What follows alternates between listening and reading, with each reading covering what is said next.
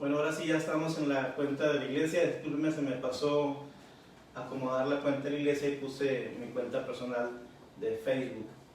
Bien, el tema de hoy es la Santa Cena, obvio porque estamos en Semana Santa, y la intención es que tengamos una claridad y una conciencia de lo que este sacramento significa. Como iglesia solamente reconocemos dos sacramentos, que son los que la Biblia nos está enseñando, y ese sacramento es el bautismo y la comunión o Santa Cena o incluso Eucaristía también. Entonces hoy hablaremos de este tema. Les decía hace rato, por favor denle ahí compartir con sus amigos de Facebook, pónganle esta aplicación compartir para que más gente tenga acceso a la iglesia en casa. Muy bien, abra su Biblia si es tan amable en el Evangelio de Lucas, capítulo 22. Lucas, capítulo 22, y vamos a leer del versículo 7 al versículo 20. Lucas, capítulo 22, versículos 7 al 20. Tenga a la mano su Biblia, tenga a la mano una libreta para que haga sus apuntes. Si tiene una pregunta, puede hacérmela ahí en el Facebook, en el chat. Aquí tengo dos secretarias de lujo que me van a pasar las preguntas escritas en papel para contestarlas si hubiera una pregunta. Incluso si alguien quisiera que le enviara yo este estudio por escrito, con todo gusto se lo puedo enviar. Tenemos el estudio elaborado. Muy bien. El Evangelio de Lucas capítulo 22, versículos 7 hasta el 20 dice así. Hagan el favor de seguir la lectura allí en su hogar con su Biblia. Lucas 22 del 7 al 20. Llegó el día de los panes sin levadura, en el cual era necesario sacrificar el cordero de la Pascua. Y Jesús envió a Pedro y a Juan diciendo: Id, preparadnos la Pascua para que la comamos. Ellos le dijeron: ¿Dónde quieres que la preparemos? Él les dijo: He aquí, al entrar en la ciudad os saldrá al encuentro un hombre que lleva un cántaro de agua. Seguidle hasta la casa donde entrare, y decid al padre de familia de esa casa: El maestro te dice, ¿dónde está el aposento donde he de comer la Pascua con mis discípulos? Entonces él os mostrará un gran aposento alto, ya dispuesto, preparado allí. Fueron pues y hallaron como les había dicho y prepararon la Pascua. Cuando era la hora, se sentó a la mesa y con él los apóstoles, y les dijo: ¿Cuánto he deseado comer con vosotros esta Pascua antes que padezca? Porque os digo que no la comeré más hasta que se cumpla en el reino de Dios. Y habiendo tomado la copa, dio gracias y dijo: Tomad esto y repartidlo entre vosotros. Porque os digo que no beberé más del fruto de la vid hasta que el reino de Dios venga. Y tomó el pan y dio gracias, y lo partió y les dio diciendo: Esto es mi cuerpo que por vosotros es dado, haced esto en memoria de mí. De igual manera, después que hubo cenado, tomó la copa diciendo: Esta copa es el nuevo pacto en mi sangre, que por vosotros se derrama. Esta es nuestra lectura principal de Lucas 22. Por favor, si alguien tiene algún problema para ver el video o escucharlo, háganmelo saber, porque estoy transmitiendo de otra área donde transmitía normalmente. Siempre transmito desde mi oficina, ahora estamos en el área donde transmitimos el culto dominical, y el domingo tengo prendido pues el micrófono, conectado el audio, y ahorita estoy solamente con mi voz. Pero si tienen un problema para esto, háganmelo saber a través de un mensaje ahí en el Facebook. Muy bien, en medio de esta contingencia es bueno que sigamos con nuestras celebraciones cristianas. Para mí, para David Almanza, las celebraciones más importantes que tiene la iglesia es la Navidad y la Semana Santa, porque celebramos el nacimiento de Cristo, no una fecha, y celebramos la pasión, muerte y resurrección de Cristo. Así que un estudio de la Cena del Señor no puede faltar en estas fechas de Semana Santa, pues es precisamente en esta última semana donde nuestro Señor Jesucristo instituyó la cena o la última cena o la comunión o la Eucaristía que celebramos en las iglesias cristianas. Jesús había crecido como judío, así que como judío que era, cumplía con las celebraciones o fiestas judías, incluso con aquellas que estaban en la ley y con las que no estaban en la ley, porque había celebraciones judías como el triunfo macabeo que no estaba en la ley, pero había una celebración cuando se purifica el templo y Jesús asistía a todas estas fiestas, incluso aquellas que no estaban en la ley. Como buen judío, Jesús celebró la Pascua, celebraba la Pascua. Fue durante esa antigua celebración, tenía más o menos unos 1500 años esa celebración de Pascua, cuando Jesús instituyó una nueva y significativa celebración que hasta el día de hoy, 2000 años después de la muerte de Jesús y resurrección, seguimos celebrando. Es una parte fundamental de la iglesia cristiana, porque nos hace recordar la muerte y también la resurrección de Jesús, mirando hacia el futuro, esperando su regreso en gloria, y esto lo simboliza y lo enseña la Santa Cena. Ahora, ¿qué era la Pascua y por qué la celebraban los judíos? La Pascua era la festividad anual más sagrada de la religión judía. O sea, había otras celebraciones, pero la Pascua era la más sagrada de la religión judía. Conmemoraban la última plaga de Egipto, cuando los primogénitos de los egipcios murieron y los israelitas fueron librados por la sangre del cordero que cada uno roció en los postes de sus puertas. Las familias asaron un cordero y se lo comieron con pan sin levadura por orden de Dios, y la sangre de ese cordero fue embarrada en los postes, en el marco pues de la puerta, para que no pasara por ahí la muerte. Entonces el mandato de Dios era que esta festividad fuera celebrada a través de todas las generaciones futuras. La historia usted la puede leer completa en Éxodo del 1 al 12, específicamente el capítulo 12 de Éxodo. Pero esta es la celebración más importante del judaísmo, y Jesús la celebró con sus apóstoles, que caía precisamente en la fecha de la muerte de Jesús. Pero antes de seguir con la enseñanza de la Santa Cena, quiero aclararles lo que no es la Santa Cena, porque se ha prestado durante siglos, durante 15 siglos o quizá un poco más, a confusión sobre qué es la Santa Cena, y se ha hecho un dogma que no es bíblico. Existe una creencia a la cual se le ha denominado la transubstanciación. Y antes de continuar con la enseñanza, quiero aclarar qué no es lo que no es la Santa Cena. La transubstanciación es una doctrina que se ha enseñado pretendiendo enseñar lo que Jesús celebró, pero eso no lo es. Esta doctrina, la transubstanciación, tiene la creencia de que los elementos de la mesa del Señor, es decir, el pan y el vino, se transforman sobrenaturalmente en el cuerpo y la sangre real, presencia real de Jesucristo durante la misa. Este poder o esta liturgia, según ellos mismos, es exclusiva de los católicos romanos. Es decir, solo ellos se atribuyen el poder donde el ministro, esto es, el sumo sacerdote, consagra los elementos, el pan y el vino, y con esa oración se convierten literalmente en el cuerpo y la sangre del Señor Jesucristo. A esto se le llama transubstanciación o presencia real.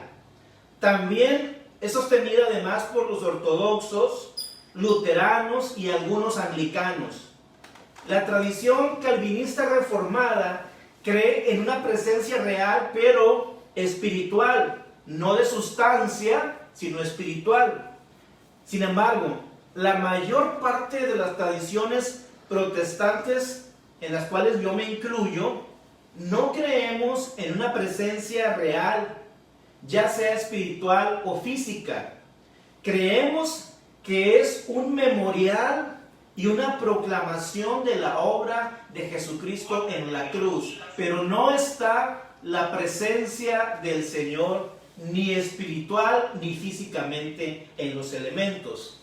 El Concilio de Trento de la Iglesia Católica Romana en el año 1545 a 1563, siglo XVI, definió la transubstanciación de esta manera, y voy a leer textualmente: mediante la consagración del pan y del vino se opera el cambio de toda la sustancia del pan en la sustancia del cuerpo de nuestro Señor y de toda la sustancia del vino en la sustancia de su sangre. A este cambio la Santa Iglesia Católica ha llamado justamente y apropiadamente transubstanciación. Sesión 13, capítulo 4. Además, hay una maldición permanente, o sea, anatema, colocada a todos los cristianos que niegan esta doctrina. Si alguno negare que el sacramento de la Sagrada Eucaristía contiene la sustancia verdadera real y sustancialmente el cuerpo y la sangre, junto con el alma y la divinidad de nuestro Señor Jesucristo, y por consiguiente Cristo entero, pero dice que Él está en ellos solo como en una señal o figura o fuerza, sea anatema. Sesión 12, canon primero. Es muy importante tener en cuenta que los católicos romanos no solo creen que tomar la Eucaristía es la forma correcta, sino que es esencial para la salvación. Ellos han dicho que son la única iglesia que administra exclusivamente este sacramento y fuera de ella no hay quien más lo administre. Ahora, yo quiero darles algunas razones principales, 4 razones principales por las cuales yo rechazo personalmente la doctrina de la transustanciación.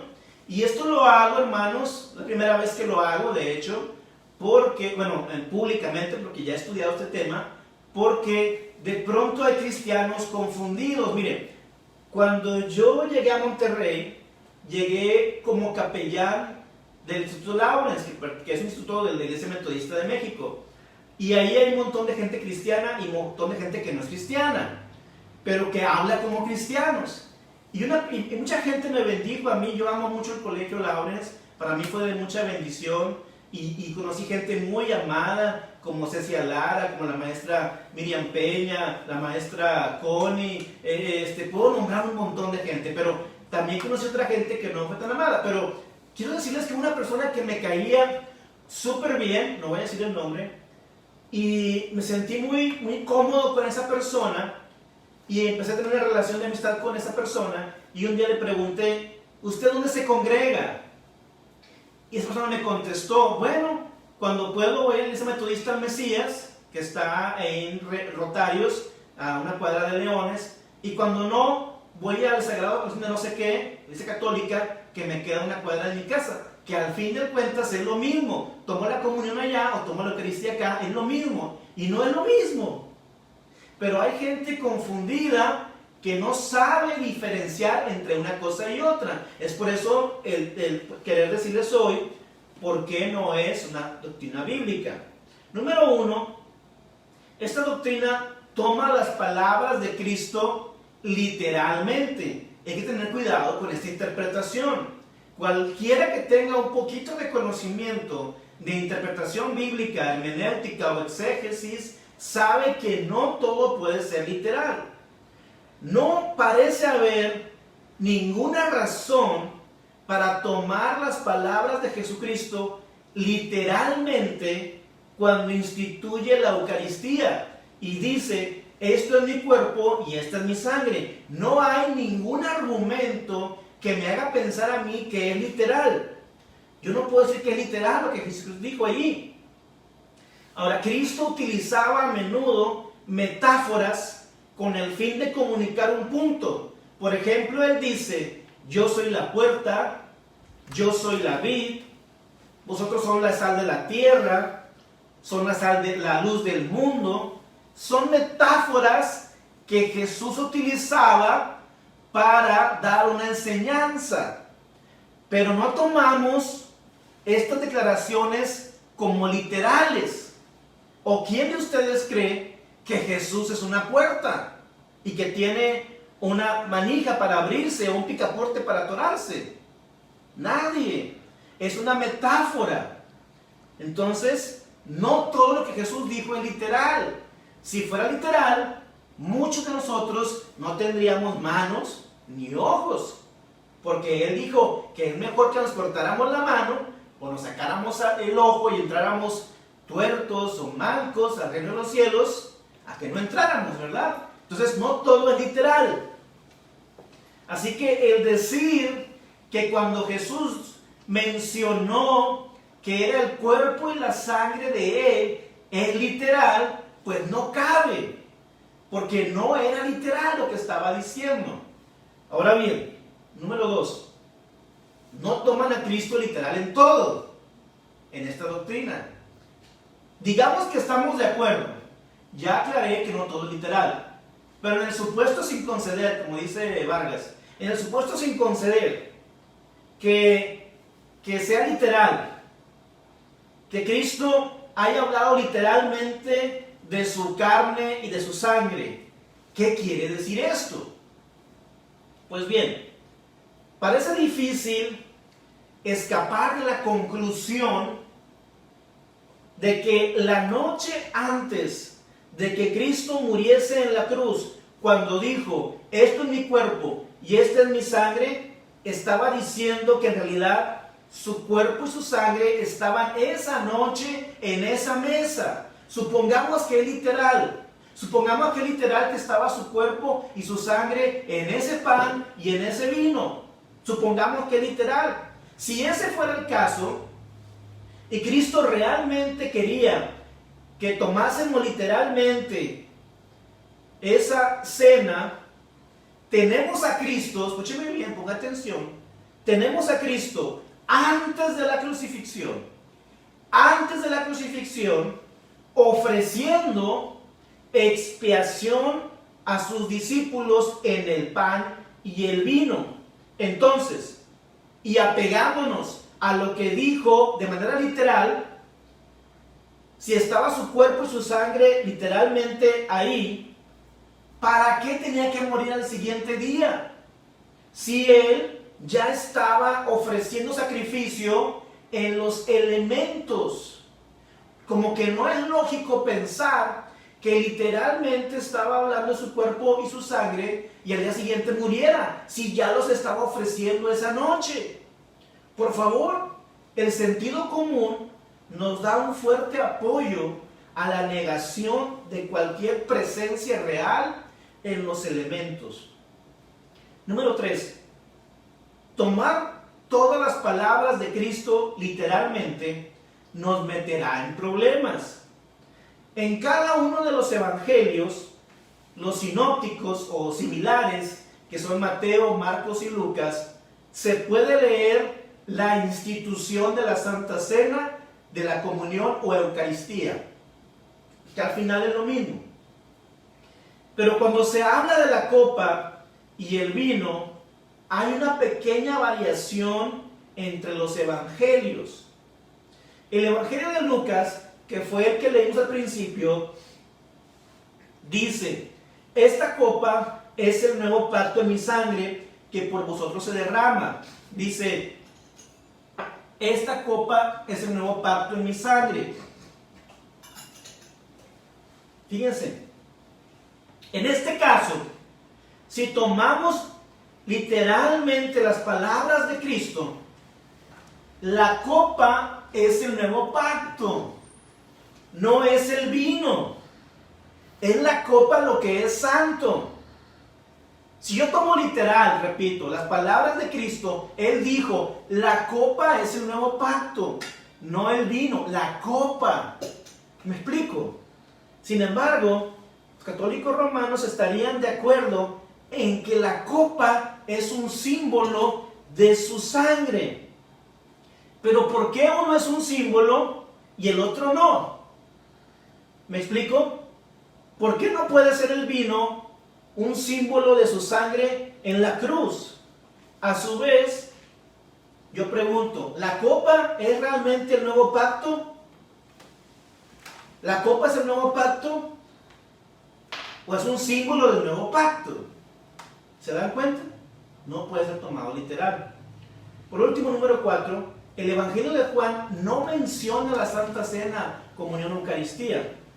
Otro importante problema que tengo con la interpretación católica de la Eucaristía es que el único evangelio, y eso es lo que voy a decir a continuación, el único evangelio que afirma que la gente tiene vida eterna o tendrá vida eterna es Juan. En el Evangelio de Juan, capítulo 20, versículo 31, dice que para que tengan vida eterna. Ni siquiera este evangelio que habla de la vida eterna no incluye la narración de la Santa Cena. Y eso sería algo ilógico. Mateo, Marcos y Lucas cuentan la historia de Cristo y nos muestran la primera mesa del Señor, la primera Santa Cena, la primera comunión, pero Juan decide dejarla fuera. ¿Por qué? Este problema hace muy significativo porque en la narrativa del aposento alto que hace Juan, que es diferente a la de otros evangelios, casi una tercera parte completa del Evangelio de Juan habla de la narrativa del aposento alto. Casi un tercio del Evangelio de Juan. Es decir, de los 21 capítulos, casi 7 capítulos se habla del aposento alto, de esa noche, y sin embargo, no está incluida la liturgia o la institución de la Santa Cena. Si Juan, que tiene un significado tan importante para conducir a la gente a la vida eterna, ¿cómo pudo descuidar la narrativa de la Santa Cena? Desde el punto de vista católico, su mensaje debió ser visto como insuficiente para llevar a la vida eterna, ya que la práctica y la creencia en la misa son esenciales para ellos en la vida eterna. Y Juan las deja completamente fuera de la narrativa del aposento alto. Algunos creen que Juan menciona la importancia de la creencia de la transubstanciación en Juan 6, cuando habla de comer su cuerpo y beber su sangre, pero ese argumento es demasiado débil, porque el contexto no está hablando de eso y no podemos aplicarlo a este tema. Sin embargo, nadie puede aclararme ese punto. Hay muchas más objeciones que podría traer, como la falta de mención de Pablo en la epístola de los Romanos, que Romanos es la presentación más completa del Evangelio de Jesús y no narra la Santa Cena. Además, pudiéramos hablar de la anatomía de los elementos, las cuestiones de la idolatría que se hacen de los elementos, la historia de la iglesia y mucho más. Pero lo que le dije, hermanos, es suficiente para entender que la transubstanciación no es la Santa Cena. Ahora, ¿qué es la Santa Cena?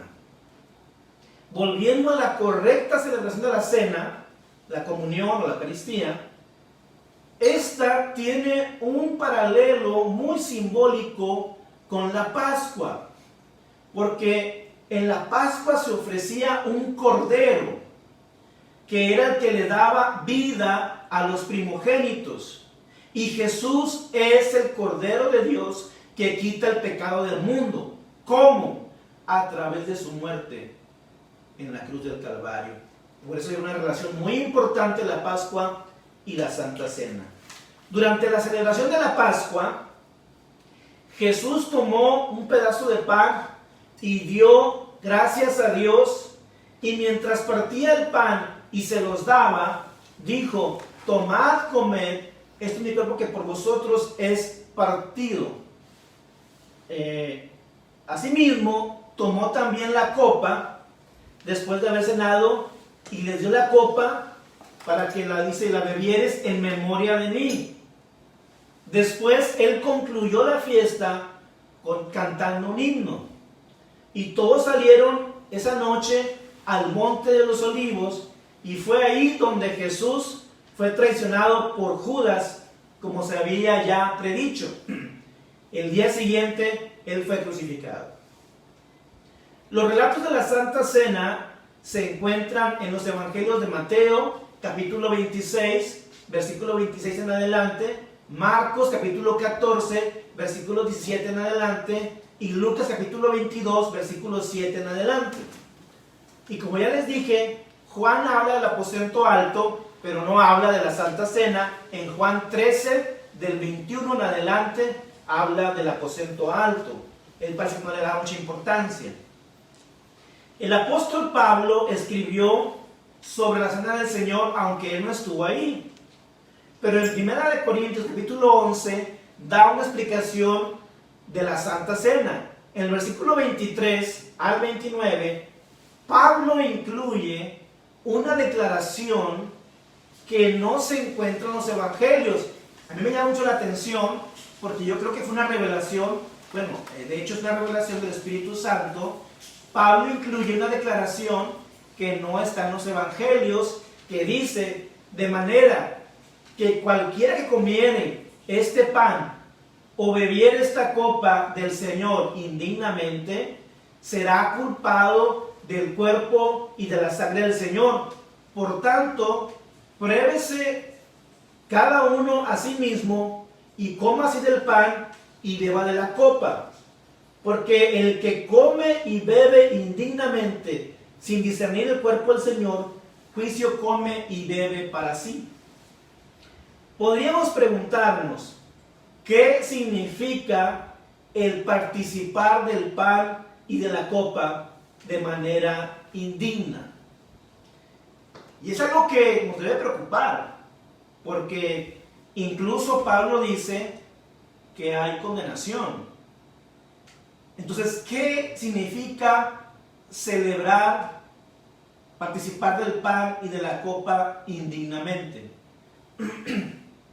Bueno, puede significar el tomar con indiferencia el verdadero significado del pan y de la copa, olvidando el tremendo precio que nuestro Salvador pagó por nuestra salvación. Es decir, que no le demos la importancia que este sacramento significa, que lo tomemos como algo totalmente irrelevante. O puede significar el permitir que la ceremonia se vuelva un ritual muerto y rutinario, o venir a la mesa con un pecado sin confesar. De pronto puede significar que hagamos de esta una liturgia totalmente mecánica, una liturgia a la cual la gente va y solamente lo hace porque los demás lo hacen, porque así lo enseñaron, porque desde niño iba a la iglesia y así lo hacían. Entonces pierde sentido la comunión o Santa Cena o Eucaristía. O puede ser que vengamos a la mesa sabiendo que tenemos un pecado que no hemos confesado y que permanecemos en él y estamos nosotros verdaderamente acarreando maldición. Es decir, puede significar muchas cosas, pero creo que al venir a la mesa del Señor tenemos que venir con sinceridad, darle importancia de este acto y haber pedido perdón por nuestros pecados, como lo hacemos todos los días. Para guardar la instrucción de Pablo de que nos examinemos a nosotros mismos, debemos nosotros, antes de tomar el pan y la copa, pedir perdón a Dios por cualquier cosa que hayamos cometido. Otra declaración que hace Pablo y que no está incluida en los evangelios es: pues así, todas las veces que comieres este pan y bebieres esta copa, la muerte del Señor anunciáis hasta que Él venga. En el versículo 26 del capítulo 11 de 1 Corintios. Esto establece un límite para la ceremonia, un tiempo límite hasta que Él venga. Cuando Jesús venga, ya no se va a celebrar esta ceremonia. Solo es mientras esperamos que Él venga otra vez por su iglesia, estamos anunciando su muerte, su resurrección y su venida. Cuando ya Él regrese, esto se va a dejar de hacer.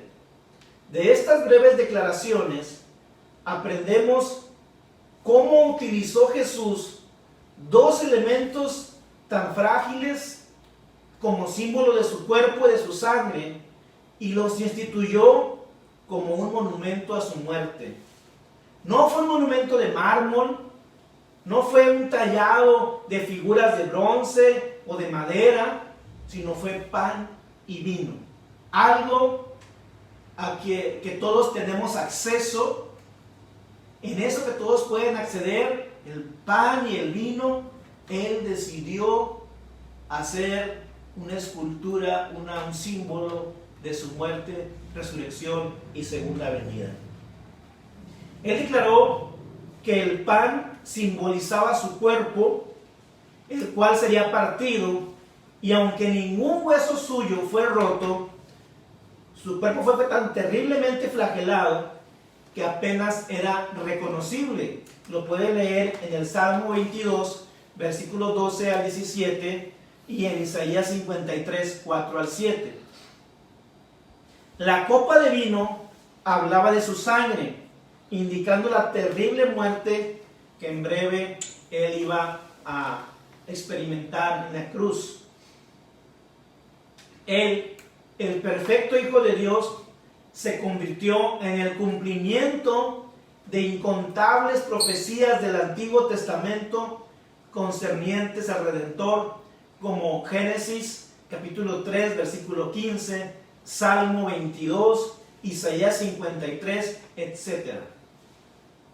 Cuando Él dijo, haced esto en memoria de mí, Jesús indicó que esta era una ceremonia que debía ser practicada por la iglesia todo el tiempo que ésta esté en el mundo.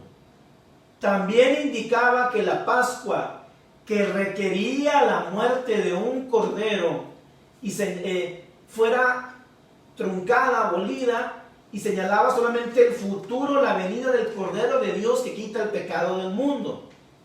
Es decir, en la muerte de Jesús se cumplió la verdadera Pascua, la muerte del Cordero perfecto que es Jesús. El nuevo pacto tomó su lugar cuando Cristo, el Cordero de la Pascua, fue sacrificado. Este sistema sacrificial ya no sería necesario. La cena del Señor o comunión es un recuerdo de lo que Cristo hizo por nosotros y una celebración de lo que recibimos como resultado de su sacrificio. Le llamamos Santa Cena porque fue la última cena con Jesús. Le llamamos comunión porque es el precio que se pagó para que el hombre tuviera comunión otra vez con Dios. Le decimos Eucaristía porque Jesús dijo que dio gracias, y la palabra Eucaristé en griego significa gracias, acción de gracias. Entonces, todo esto significa la Santa Cena. La Santa Cena no es una liturgia vacía, no es para tomarse fríamente, frívolamente, mecánicamente o indiferentemente. La Santa Cena tiene un trasfondo muy grande, poderoso, hermoso, y que debemos hacer con mucho respeto. Por eso, cuando usted esté en la congregación con sus hermanos, cuando participe de la Santa Cena, ponga atención, haga suya las palabras del ministro, lea los salmos como si fueran una oración, pida perdón y tome con reverencia este sacramento que le costó la vida nada más y nada menos que a nuestro Salvador, a Jesucristo, el Dios Todopoderoso, que dio su vida por nosotros en la cruz. Es muy importante que entendamos que es una dulce, una santa comunión la que nos da cuando Él muere por nosotros. Porque nadie de nosotros, ningún ser humano, escúcheme bien, ningún ser humano tiene la capacidad de salvarse a sí mismo. Ningún ser humano tiene la capacidad de comprar la salvación. Ningún ser humano tiene la capacidad de perdonar nuestros pecados, solamente Jesús. Por eso cuando tomamos la comunión, recordamos que solo Él y nada más que Él es digno de recibir toda honra y toda gloria, y que solo Él y nada más que Él puede recibir nuestra oración. Pero además, solo Él, hermanos, es el que obra en nuestra redención. Les decía yo en el estudio pasado que todas nuestras justicias son como trapo de inmundicia delante de Dios. Dice el apóstol Pablo a Tito que fuimos salvados no por obras que nosotros hubiéramos hecho, sino por su gracia, en Tito 3:5. Es decir, Él nos salvó por su misericordia, por su gracia en su muerte, no porque lo merezcamos. El perdón de Dios es para nosotros inmerecido, no lo merecemos, pero nos lo da, nos lo regala. Así que, hermanos, cuando usted medite otra vez en la comunión, usted sepa lo que significa, y cuando tome este sacramento, no lo haga desconsideradamente. Hágalo a conciencia y sabienda de lo que eso significa para nosotros. Escuchemos un himno, y mientras escuchamos el himno, tómense de las manos ahí en su hogar y haga una oración para pedir perdón mientras nosotros nos preparamos para este acto de la Santa Cena. Así que en este momento escuchemos un himno y hagamos oración ahí en donde ustedes están. ¿Qué me puede dar perdón? Solo de Jesús la sangre y un nuevo corazón. Solo de Jesús la sangre. Precioso es el raudal que limpia todo mal. No hay otro manantial, solo de Jesús la sangre. Fue rescate eficaz, solo de Jesús la sangre. Trajo santidad y paz, solo de Jesús la sangre. Precioso es el raudal que limpia todo mal. No hay otro manantial, solo de Jesús la sangre. Vamos a orar, hermanos, en esta hora. Ahí en su lugar donde están, oremos en esta noche. Padre, queremos darte gracias por la oportunidad que nos das de participar de este sacramento. Pero antes de entrar en él, reconocemos nuestro pecado delante de ti, como el salmista lo decía: contra ti he pecado y he hecho lo malo delante de tus ojos, para que sea reconocido por justo y tenido por puro en tu juicio. Es decir, sabemos que somos pecadores, pero hoy venimos delante de ti, en el nombre de Jesús, a pedirte perdón por nuestro pecado. Hemos pecado de muchas maneras, te hemos fallado, Señor.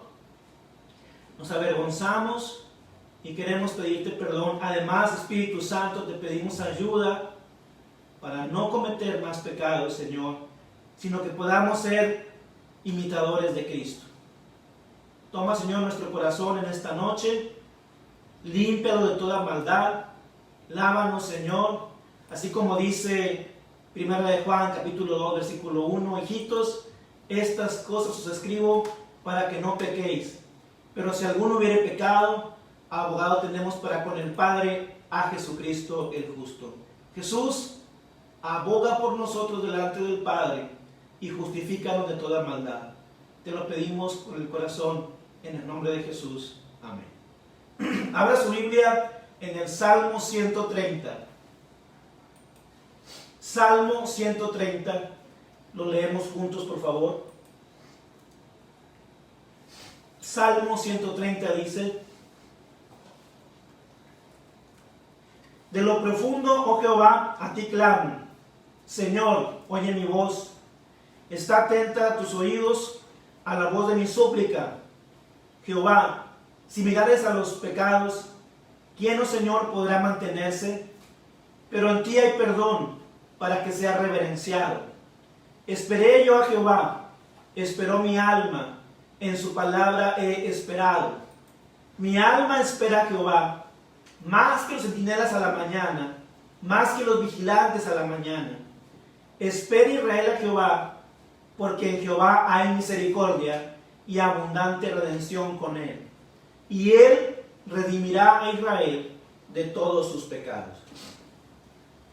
Tome ahora el pan y tome ahora la copa, ahí en su lugar, con su familia. Tome el pan cada uno en su mano y tome la copa cada quien en su mano, y oremos por estos elementos. Padre, en el nombre de Jesús, estamos delante de ti para pedirte que consagres estos elementos. La copa, Señor, y el pan sean bendecidos por ti. Reconocemos y declaramos públicamente que tu cuerpo no está aquí y tu sangre no está aquí, pero son símbolos, Señor, del padecimiento y la muerte de Jesús. Así que al tomarlo, Señor, nos apesadumbramos por la muerte de Cristo, pero te damos gracias porque a través de ella tenemos redención. Así te pedimos en el nombre de Jesús que bendigas este pan y bendigas esta copa. Y al tomarlos, tomemos conciencia con acción de gracias del costo de nuestra salvación. En el nombre de Jesús. Amén. He aquí yo estoy a la puerta y llamo. Si alguno oye mi voz y abre la puerta, entraré a él, cenaré con él y él conmigo. Yo soy el pan vivo que descendió del cielo. Si alguno comiere de este pan, vivirá para siempre. Y el pan que yo les daré es mi carne, la cual yo daré por la vida del mundo. La copa de bendición que bendecimos, ¿no es la comunión de la sangre de Cristo? El pan que partimos, ¿no es la comunión del cuerpo de Cristo? Siendo uno solo el pan, nosotros con ser muchos somos un cuerpo, pues todos participamos de aquel mismo pan. Amados, amémonos unos a otros, porque el amor es de Dios. Todo aquel que ama es nacido de Dios y conoce a Dios. En esto se mostró el amor de Dios para con nosotros, en que Dios envió a su Hijo unigénito al mundo para que vivamos por él. El cuerpo de nuestro Señor Jesucristo, que fue dado por ti, preserve tu alma y cuerpo para la vida eterna. Toma y come esto en memoria de que Cristo murió por ti, y aliméntate de él en tu corazón por fe, con acción de gracias. Tomemos el pan.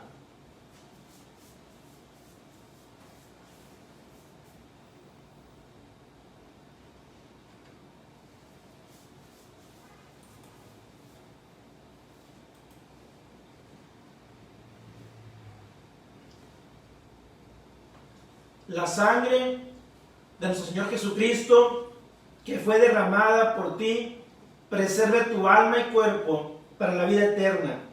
Bebe esto en memoria de que la sangre de Cristo fue derramada por ti, y sé agradecido. Tomemos la copa.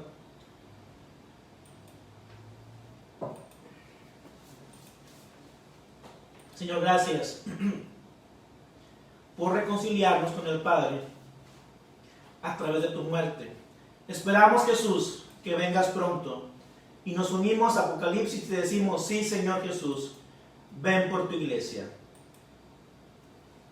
Que el amor de Dios, la gracia de Jesús de Nazaret y la comunión del Espíritu Santo sea con todos nosotros, ahora y siempre. Amén.